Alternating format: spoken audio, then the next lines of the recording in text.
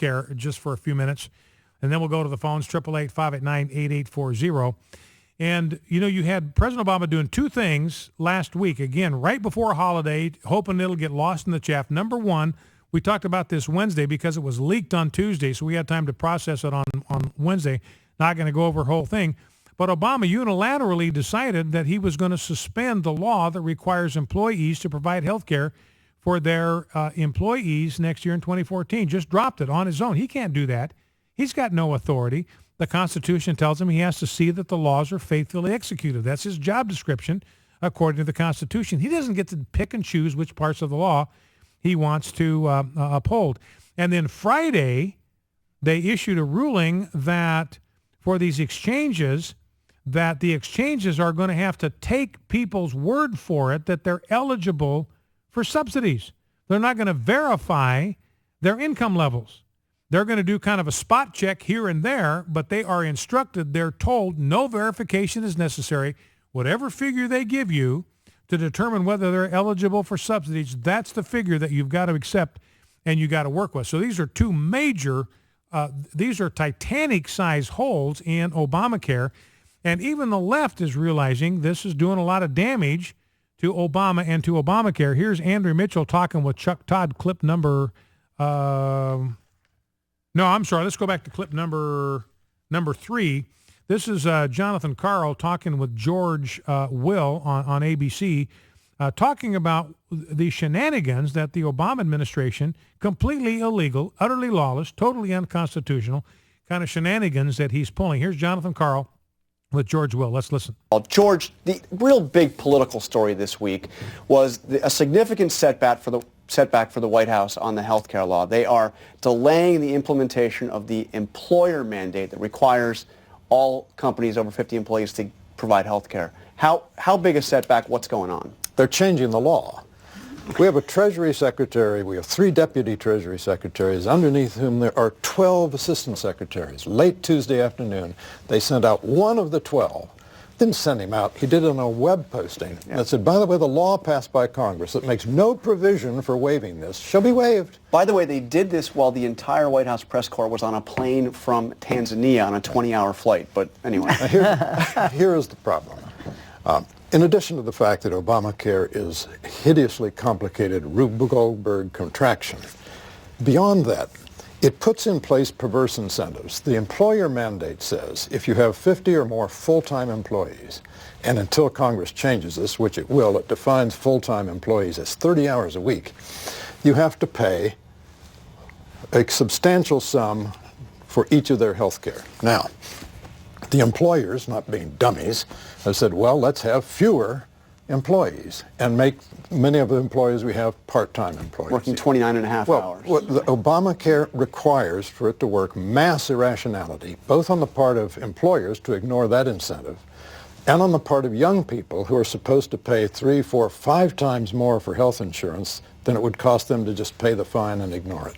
That's George Will saying, look, this Obamacare, the only way this thing could work is if the American people are stupid in mass, in staggering numbers. They are too stupid even to do arithmetic. Because he says, look, employers, and this is where the Obamacare thing just went so hideously astray, is they thought people wouldn't make any adjustments. They wouldn't adjust their behavior or their policies to try to find a way to minimize the pain of Obamacare. They just didn't think people would do that. That's how clueless and wooden their whole approach to this thing is. And so employers said, look, if you got to provide insurance for everybody that works 30 hours a week or more, we'll just have people work less than 30 hours a week. That's why we have record number of part-time jobs. That latest jobs report, we lost 240,000 full-time jobs in the month of June. I repeat, we lost 240,000 full-time jobs in the month of June. They went away. We picked up 330,000 part-time jobs. We now have an absolute all-time record. They've been keeping track since 1948. We have more part-time jobs than we have ever had since they've been keeping track. All part-time jobs at an all-time high. Why? Because of Obamacare. So Obamacare is stripping people of full-time employment and the wages that go with it and stripping them of their health care.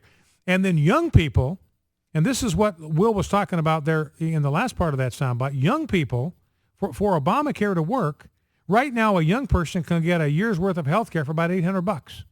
They got catastrophic coverage and whatever. They don't need anything more than that. They're healthy. They're young. They don't go to the doctor. So they need minimal coverage, and they can get it for $800 a year. Next year, the minimum they're going to have to pay is $5,500.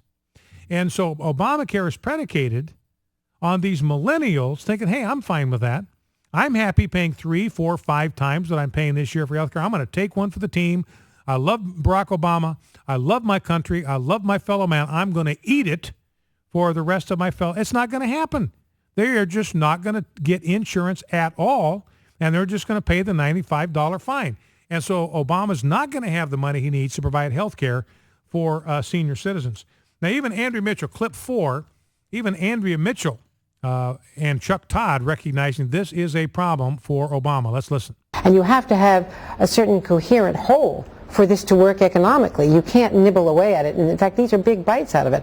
I think also in the reporting, losing that mandate is such a concession. It may not be the biggest piece of it, but it's a concession to the critics that something needs to be delayed, that something's not working. I think that's a politically damaging moment. Well, they'll admit that the business mandate was poorly written, that they normally would have sought a legislative fix, what EJ was talking about, but they can't get a legislative fix out of the House. But the bigger issue here, I think, for the administration is that they don't seem, they've got to build all this. They know that they thought that Republicans after the election would basically concede this is going to be the law of the land, and then they would be in the mode of, okay, we'll try and fix it. We'll try to get as much as we can to change it in ways that we think business wants it changed, or to change it in ways that we think will make it a little less bureaucratic and things like that.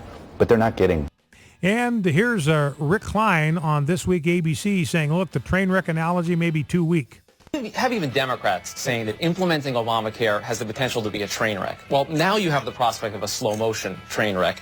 And here's the thing about this particular provision. This affects thousands of workers, maybe, not the millions of workers who are going to be impacted over the long haul on this. So if you couldn't even get this piece of it right after a 3-year ramp-up period, you're saying you need another year and a half just to put in this tiny slice of Obamacare.